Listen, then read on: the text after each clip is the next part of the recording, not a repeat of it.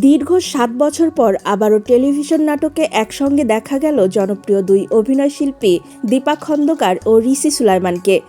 নতুন নাটক ভালোবাসার অন্য নাম তুমিতে অভিনয়ের মাধ্যমে তাদের এই পুনর্মিলন ঘটেছে। নাটকটির শুটিং শেষ হয়েছে গত রবিবার। পরিচালনায় রয়েছেন চয়নিকা চৌধুরী। ঢাকার উত্তরায় শুক্রবার শুরু হওয়া শুটিং পরবর্তী ২ দিনে রাজধানীর বিভিন্ন লোকেশনে সম্পন্ন হয়।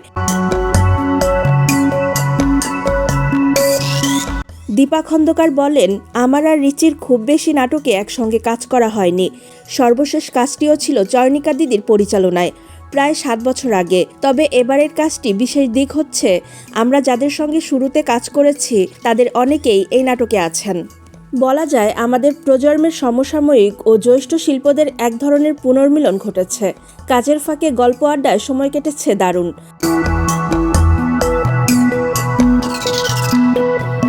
পরিচালক চয়নিকা চৌধুরীও জানান, গল্পের প্রয়োজনে দীপা ও রিচিকেই সবচেয়ে উপযুক্ত মনে হয়েছে। তাদের সঙ্গে আমার বোঝাপড়া দীর্ঘদিনের। একটি ভালো কাজের জন্য শিল্পী পরিচালকের পারস্পরিক আস্থা খুব গুরুত্বপূর্ণ, বলেন তিনি।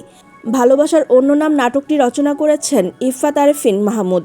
উল্লেখ্য, দীপা খন্দকার ও ঋষি সুলাইমান সর্বশেষ একসঙ্গে অভিনয় করেছিলেন ২০১৮ সালে প্রচারিত বিজয় দিবসের নাটক চোখের জলেতে, যার পরিচালনাও করেছিলেন চয়নিকা চৌধুরী।